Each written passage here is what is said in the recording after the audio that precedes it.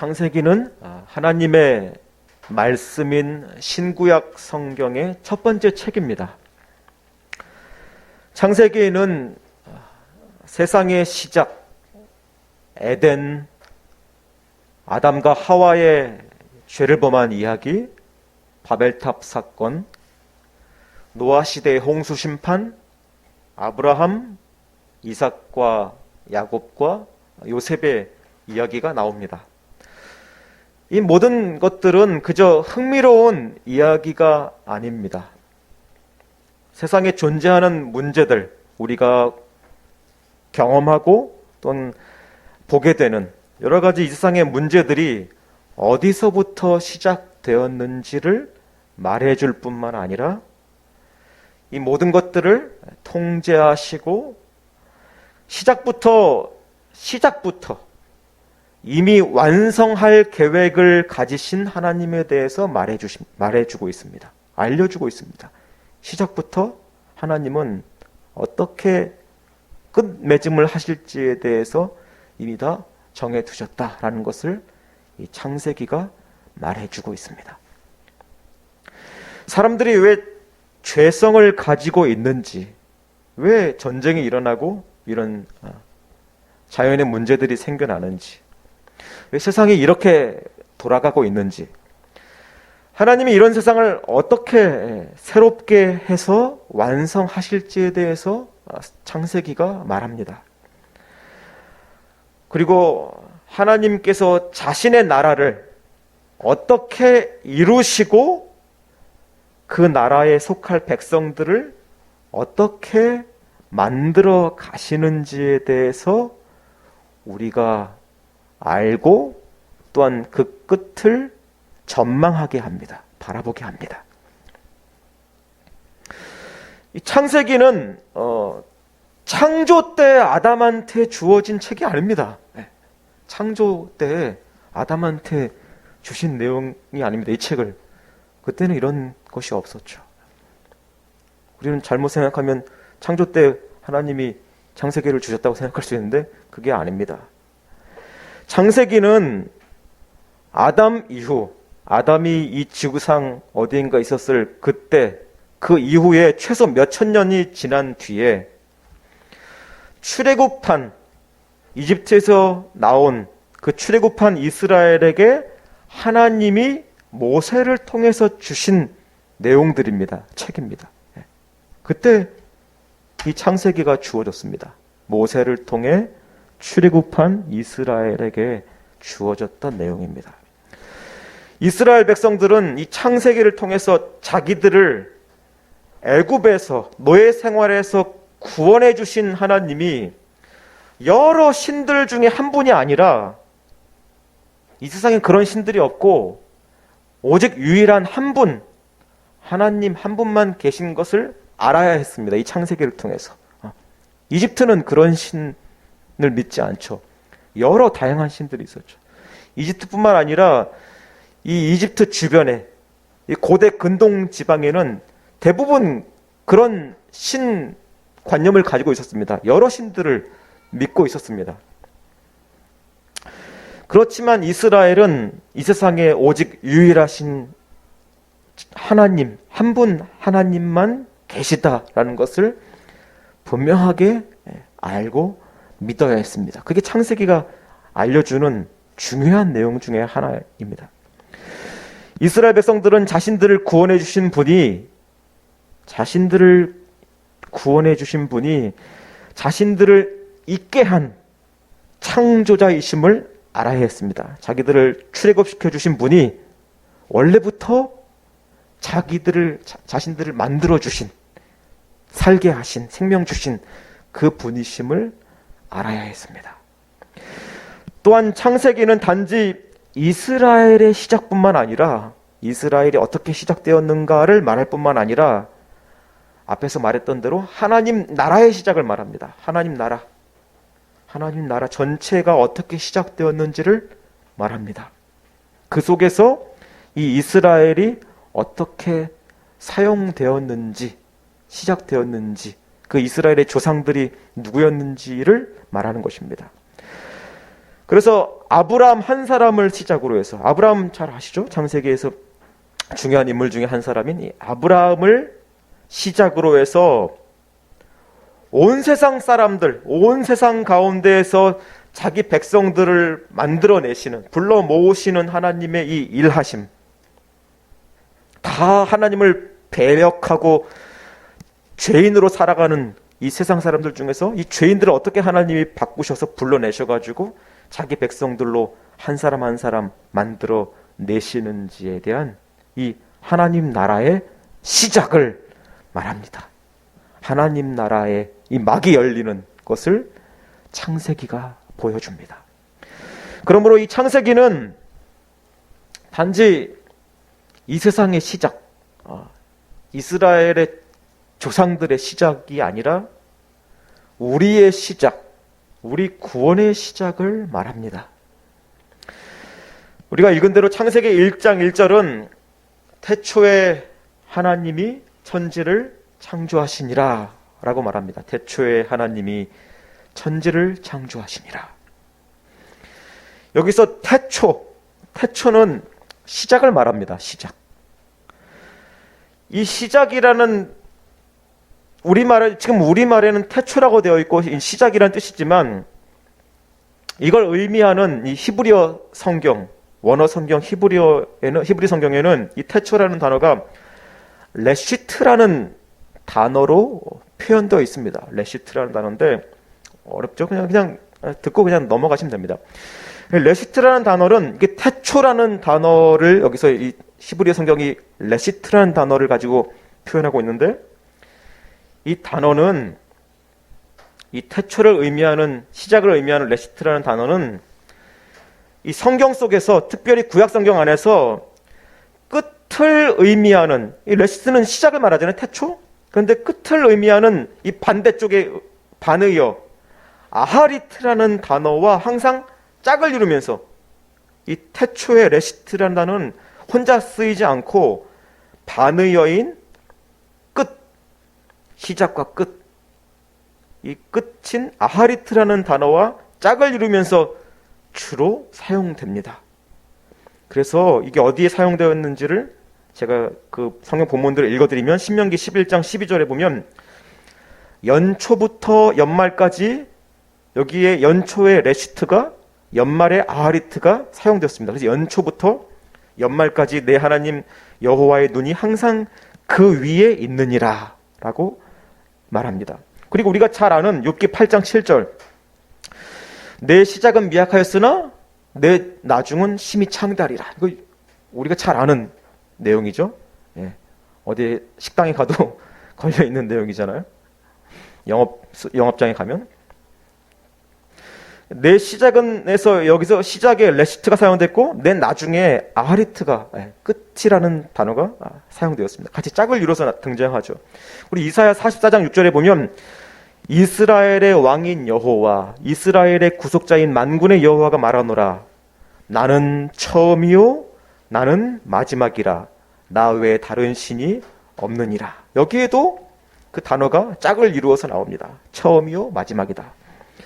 그리고 이사야 46장 10절에 보면 내가 시초부터 종말을 알리며 아직 이루지 아니한 일을 예적부터 보이고 이르기를 나의 뜻이 설 것이니 내가 나의 모든 기뻐하는 것을 이루리라 하였노라. 여기에 시초부터 종말까지 똑같이 짝을 이루어서 그 단어가 두 단어가 같이 사용되고 있습니다. 이렇게 태초에 여기에 사용되는 이 히브리어 단어는 끝을 의미하는 단어와 항상 짝을 이루어 사용되는 이 관용어입니다. 관용 표현입니다. 이것임을 우리는 확인할 수 있습니다. 그러므로 창세기 1장 1절이 태초라는 말로 시작한 것은 태초에 하나님이 천지를 창조하시니라 해서 태초라는 말로 시작한 것은 이 내용을 듣거나 읽은 사람이 그 히브리 백성들이 최초의 원 청자들은 독자들은 히브리인들이었잖아요. 이스라엘 사람들. 그 사람들이 이 태초에라는 말로 이 성경을 시작하면서 읽으면서 들으면서 어떤 느낌을 순간적으로 받았겠습니까? 이 내용을 들은 사람들은 분명히 끝을 의미하는 표현이 나올 것으로 기대하고 예상했을 것입니다. 이게 그런 표현인 것입니다. 그런데 본문에는 끝을 표현하는 그 단어가 나오지 않습니다. 당장은 나오지 않습니다. 그래서 앞에 방금 인용했던 이사야 46장에서 내가 시초로부터 종말을 알리며 라고 하나님 말씀하셨거든요. 내가 시초로부터 처음부터 종말을 알리며 라고 하나님 말씀하셨듯 이 세상은 시작부터 종말이 계획되어 있었던 것임을 직감하게 만듭니다. 창조론이 종말론과 함께 나타났던 그런 시작임을 말하고 있는 것입니다. 태초에가 그런 뜻입니다. 다음으로 이 태초에 하나님이 천지를 창조하시니라 해서 그 다음 표현인 천지라는 단어는 우리나라 말에도 담겨 있듯이 하늘과 땅을 말합니다. 하늘과 땅을 만드셨다는 것입니다. 그런데 이 표현은 하나님께서 그저 하늘과 땅만을 만드셨다는 것이 아니라 이 하늘은 이 고대인들이 자신들의 관측할 수 있는 모든 방법으로 관찰할 수 있는 가장 높은 부분이었죠. 그죠? 그리고 땅은 가장 아랫부분이었습니다.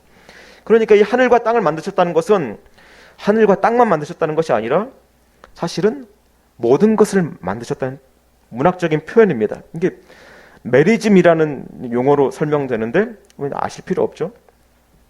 그러니까 양쪽 극단의 단어를 가지고 모든 것을 다 엄청 큰 것, 형용할 수 없는 것, 뭐 이거 적절하진 않지만 이런 거죠. 얼만큼 날 사랑해, 하늘만큼 땅만큼 이런 것처럼 어떤 극단적인 양쪽 극단의 것을 가지고 큰 것, 모든 것 전체를 아우르는 그런 표현입니다.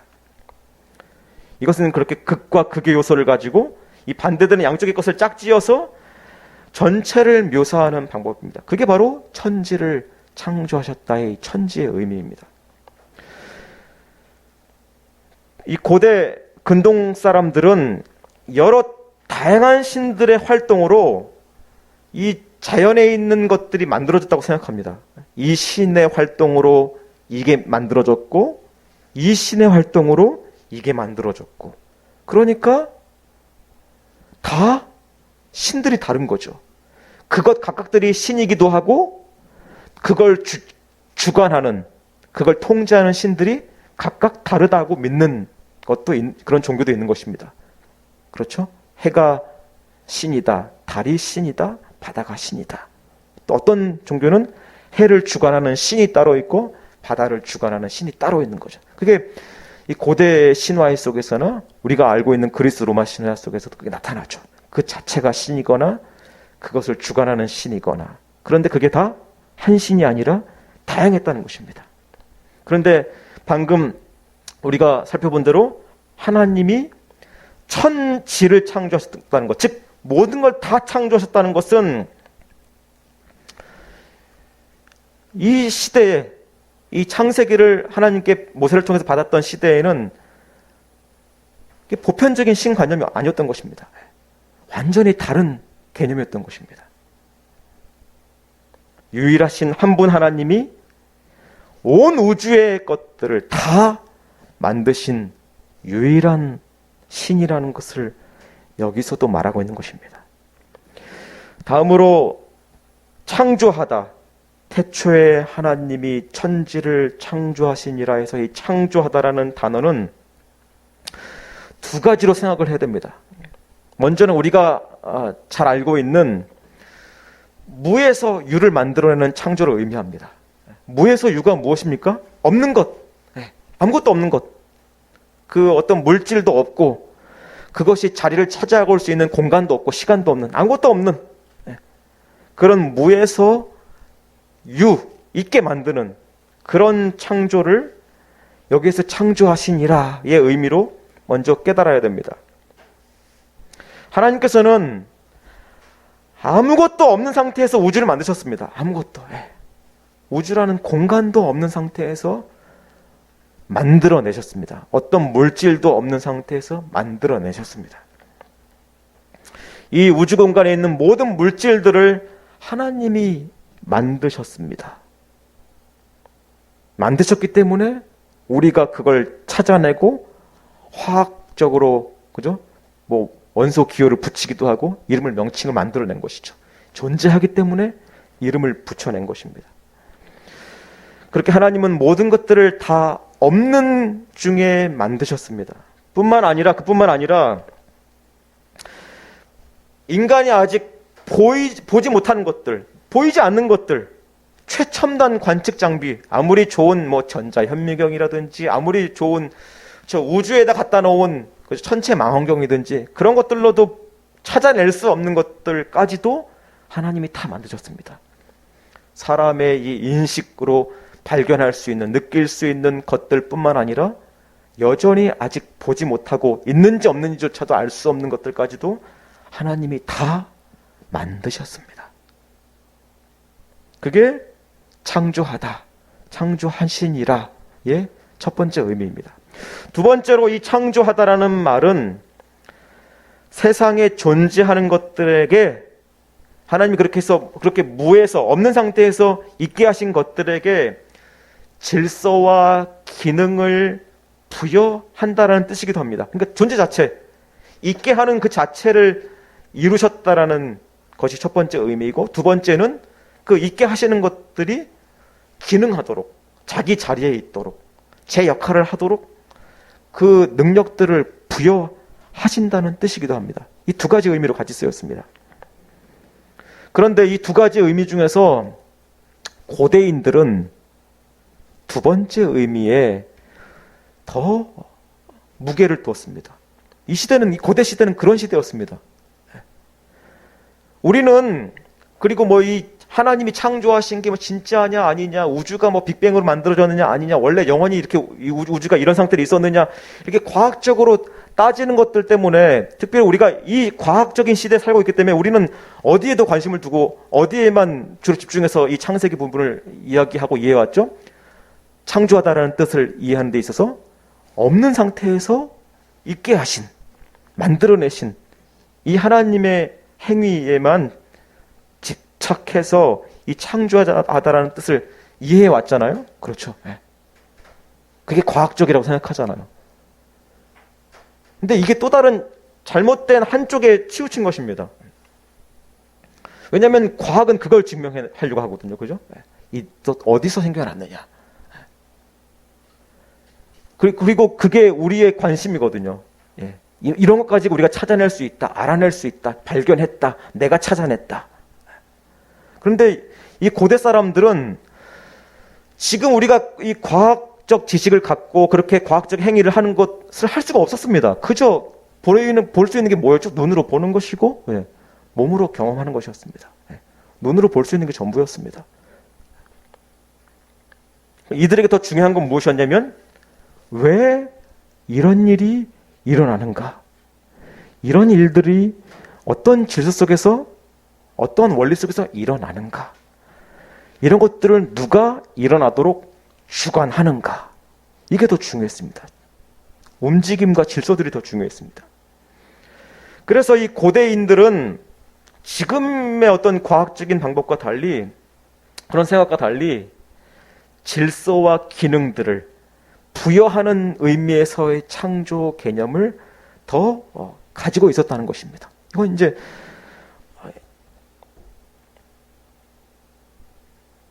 이 시대의 배경을 말하는 것입니다. 고대 사람들의 생각들.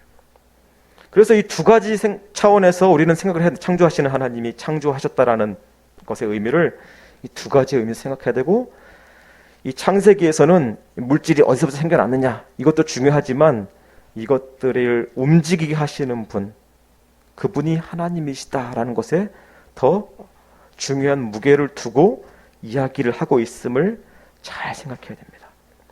물론 고대인들도 이런 물질이나 이런 존재들, 여기 세상에 있는 것들, 그런 존재의 기원들에 대해서 분명히 생각을 하긴 했을 것입니다. 그렇지만 우리가 지금 현대 과학이 생각하는 것처럼 물질을 분자, 원자, 무슨 쿼크 이런 단위로 쪼개서 화학적으로 관찰하고 이것들이 어떻게 생겨나고 작용했는지에 대해서는 관심을 그 당시 사람들은 갖지 않았습니다. 중요한 것은 영향을 받는 것, 그게 더 중요했기 때문입니다. 그래서 고대인들은 기능과 질서에 관심이 더 많았을 수밖에 없습니다. 그래서 그런 현상들이 왜 일어나는가, 그 원인을 어디에 둡니까? 결국은 지금도 마찬가지지만 태양이 지고 뜨는 것, 그래서 일식이 일어나는 것, 이런 것들에 더 관심이 많았습니다. 달이 이렇게 초승달이 됐다가 꽉 찬 보름달이 됐다가 이 현상 자체를 더 두려워하고 그것에 어떤 인간들의 운명이 달려있다고 생각했습니다. 그래서 그런 현상들이 가장 큰 영향을 주는 방금 말했던 대로 태양, 달, 구름, 바다, 불, 이런 것들을 다 신들이라고 여겼던 것입니다. 그런데 하나님은 오늘 이 창세기를 통해서 그런 것들을 다 자신이 만드셨다고 말씀하신 것입니다. 그런 것들 신이 아니다. 내가 다 만든 것들이고 그것들을 그렇게 기능하도록, 돌도록, 영향을 미치도록 다 내가 그렇게 부여한 것이다 라고 말씀하신 것입니다. 여러 그런 다양한 신들이 존재하는 것이 아니고, 또는 그 해, 달, 별들이 다 신들이 아니라 그것들은 다 하나님이 만드신 것입니다. 창세기 이런 선언은, 모세를 통해서 주신 이 말씀은 그 당시 사람들한테는 충격적인 일이었습니다. 이집트에서 여러 다양한 신들을 믿는 것들을 보고 경험한, 그것에 영향받은 이스라엘에게는 그것이 다 사실은 신들이 아니라 다 피조물들이다, 만들어진 것들이다 라고 말한 것은 놀라운 일이었습니다. 이러한 창세기 1장 1절은 그 다음에 이어져 나오는 2절부터 나오는 내용의 제목이나 요약이 아닙니다. 앞으로 하는 이야기들의 제목, 요약 정도가 아니라 절대적인 시작을 말하는 것입니다. 이미, 그러니까 2절부터 시작되는, 2절부터는 이제 혼돈이, 우주의 혼돈과 이제 그걸 질서 있게 하시고, 우리가 지금도 이렇게 알 수 있는 이런 우주와 지구의 창조에 대해서 이제 말씀하시잖아요. 1장 2절 이후로부터. 근데 1장 1절을 잘못 이해하면 이게 2절부터 이제 이 뒤에 나오는 내용들의 어떤 제목이나 요약이다라고 이해할 수 있는데, 그게 아니라 이 뒤에 나오는 내용들 이전에 창조되었던 것들, 하나님이 이런 분이시다라는 내용들을 말하는 이 절대적인 시작을 의미하는 것입니다. 이 1장 1절이. 2절부터 시작되는 우리가 관찰 가능한 우주의 시작 이전에 하나님이 천상의 나라와 천사들까지도 다 만드셨다는 것을 1절이 내포하고 있습니다. 보이는 것들 말고도 보이지 않는 것들까지도 다 만드신 유일하신 홀로 계신 하나님 한 분이 분명히 계시다라는 것을 말합니다. 하나님이 이런 우주, 이런 모든 천상의 것, 하나님 나라, 보이지 않는, 볼 수도 없는, 우리가 안 적도 없는 이 하나님의 나라와 이 우주 전체를 다 만드셨다라는 것은 이 우리가 알아낸, 관측한 이 우주, 이것이 끝이 나도 하나님은 영원히 계시다라는 것을 말합니다. 하나님이 이 우주를 창조하셨지만 이 창조에도, 이 우주에도 수명이 있거든요. 끝나거든요. 우리가 그것 볼 수는 없지만. 그렇지만 이것이 우주가 망해도 하나님은 영원히 살아계시다라는 것을 말합니다. 하나님은 우주의 모든 것이 왜 여기에 저기에 있는지, 그리고 그것들이 어떤 목적을 위해서 기능하는지를 결정하시는 분이십니다. 이 세상을 시작하신 이 하나님이 통제하지 못할, 다스리지 못할 것은 없습니다. 하나님이 모든 것을 시작하셨기 때문에 모든 것을 끝내실 수도 있는 절대 주권자입니다. 그게 바로 태초에 하나님이 천지를 창조하셨다라는 말이 담고 있는 것입니다. 하나님이 모든 것을 시작하셨기 때문에 결국 모든 것을 끝내실 수도 있다. 끝내실 것이다. 라는 뜻입니다. 그것이 창세기 1장 1절이 말하는 내용입니다.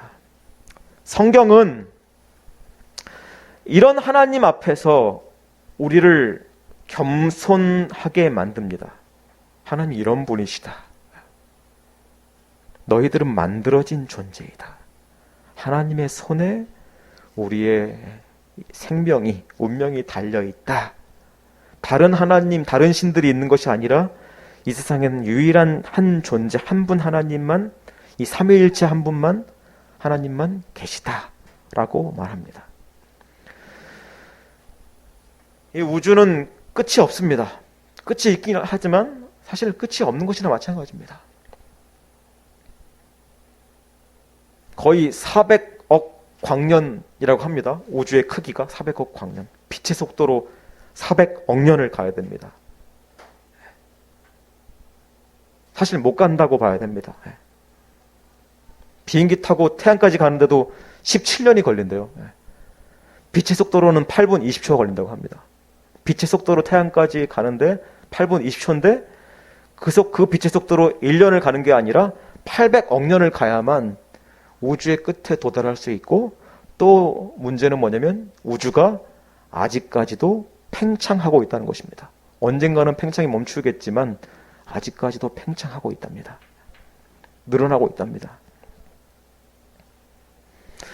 끝도 없이 이 광활한 우주, 냉혹하게 보이는 우주, 이 지구 밖에 나가면 죽죠.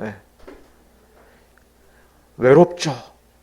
끝도 알 수 없는 이 엄청나게 두려운 이 공간 속에, 공허한 이 우주 속에서 우리의 이 존재와 삶이 어떤 의미인지는 살아계신 하나님으로부터만 나옵니다. 그렇잖아요. 여기서 이 땅에서 지지고 볶고 뭐 대단한 걸 자기가 해낸 것 같지만 로켓 타고 지구 밖으로만 나아가도 모든 게 다 다르게 보인다라는 것을 느끼게 되잖아요. 그죠? 영화를 통해서나 우주에서 영상을 찍어온 사람의 그 시점에서 볼 때 바보 같은 짓 하고 있잖아요, 인간들이요. 그런데 이 바로 지구에서 조금 떨어진 거리에서도 그런 걸 느끼는데, 과연 갈 수 있는 데까지 가서 이 엄청난 이 공간, 이 시간 속에서 과연 인간이 무슨 의미인가 찾아낼 수가 없어요. 알 수가 없어요. 하나님이 계시기 때문에 우리는 이 인생의 의미가 무엇인지를 알게 됩니다. 그래서 이 창세기 1장 1절은 우리의 삶의 존재의 의미, 우리가 겪는 일들의 의미, 이것이 무엇인지 그것이 하나님으로부터 나온다라는 것을 말합니다. 그래서 하나님을 찬양해라. 하나님이 우리가 찬양해야 할 유일한 한 분이시고, 이런 하나님이 계시다라는 사실, 우리를 만드셨다는 사실이 얼마나 복된 것이냐라는 것을 알려줍니다. 하나님은 이러한 찬양을 받기 위해서 세상을 창조하셨습니다. 찬양을 받기 위해서 우리를 만드셨습니다. 하나님은 창조를 통해서만, 그렇지만 하나님은 창조를 통해서만 영광을 받으시는 것이 아니라, 이 창세기의 내용을 통해서만 영광 받으시는 것이 아니라 자기 아들 예수 그리스도를 통해서 우리를 구원하시는 일로도 찬양을 받기를 원하십니다. 만들어내시는 일을 통해서 찬양을 받는 것뿐만 아니라, 이런 만들어진 자들이 하나님을 배반했지만 그래도 이런 자들을 사랑하셔서 다시 자기에게로 돌아오게 만드는 이 일을 통해서도 하나님은 찬양을 받기를 원하십니다. 그래서 만들어진 자들이 노예로 있는 상황 속에서 건져내신 다음에 모세를 통해서 이 창세기를 주신 것입니다. 너희가 이렇게 구원받았는데 너희를 구원한 나는 바로 너희를 애초부터 이 세상에 있게 한 그 사람이다. 그 존재다. 그 하나님이다. 아시겠죠? 창조한 내가 너희를 구원하기도 한다. 라는 것을 알려주시려고 이때 주신 것입니다. 창세기 말씀을. 그래서 이 창조와 구원은 밀접하게 연관되어 있습니다. 구원은 새 창조입니다. 창조가 그냥 원창조라면, 그래서 이 구원은 새 창조입니다. 그래서 이 두 가지를 통해서 하나님은 자신이 영광을 받으시길 원합니다. 찬양을 받으시길 원합니다. 존재하지 않았던 자들을 존재하게 하신 일도 놀라운 일이지만, 창조이지만 멸망당할 죄인인 우리들을 자녀로 삼아주시는, 영원한 복된 삶을 주시는 이것도 더 놀라운 일입니다. 새 창조입니다.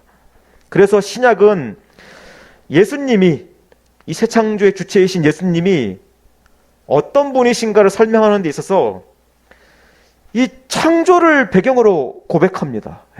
예수님이 이런 분이시고 우리를 위해서 십자가 달려 죽으신 분이시고 부활하신 분이시고 심판하실 분이시고 다시 오실 분이시기도 하지만, 그런데 이 창조를 통해서 예수님이 어떤 분이신지도 고백합니다. 그래서 히브리서 1장 2절을 보면 이 모든 날 마지막에는 아들을 통하여 우리에게 말씀하셨으니 이 아들을 만유의 상속자로 세우시고 또 그로 말미암아 모든 세계를 지으셨느니라 라고 말합니다. 골로새서 1장 15절 16절을 보면 그는 보이지 아니하는 하나님의 형상이요 모든 피조물보다 먼저 나신 이시니. 고린도전서 8장 6절을 보면 그러나 우리에게는 한 하나님 곧 아버지가 계시니 만물이 그에게서 났고 우리도 그를 위하여 있고 또한 한 주 예수 그리스도께서 계시니 만물이 그로 말미암고 우리도 그로 말미암아 있느니라. 예수님이 이 창조에 함께 하셨다는 것입니다. 창조주께서 우리를 위해서 십자가 달려 죽으셨다는 것입니다. 창조한 자가 구원도 하셨다는 것입니다. 우리는 우리의 창조주 하나님을 찬양하기 위해 만들어졌습니다. 하나님을 즐거워하고 만족하고 이 하나님을 자랑하고 드러내기 위해서 만들어졌습니다. 우리를 또한 구원하신 하나님을 찬양하도록 만들어졌습니다. 그래서 구원하셨습니다. 이 창조하신 하나님이 우리를 살려내시기도 한다라는 것을 알고 찬양하도록 만들어졌습니다. 그것이 이 세상이 존재하는 목적입니다. 우리가 여기 있는 목적이고 이 시간에 예배하는 이유입니다. 하나님이 이 세상을 만드셨고 우리를 지으셨습니다. 또한 구원해 주셨습니다. 우리가 이 사실을 알아야 합니다. 믿어야 합니다. 우리가 이 하나님이 창조하신 목적에 맞는 그런 하나님의 백성들이 되기를 원합니다. 하나님을 더 알고 이 하나님의 놀라우신 행하신 일들을 더 깊이 깨달아서 찬양하고 드러내는 삶을 살기를 원합니다. 이 복을 모두가 누리기를 원합니다. 기도하겠습니다.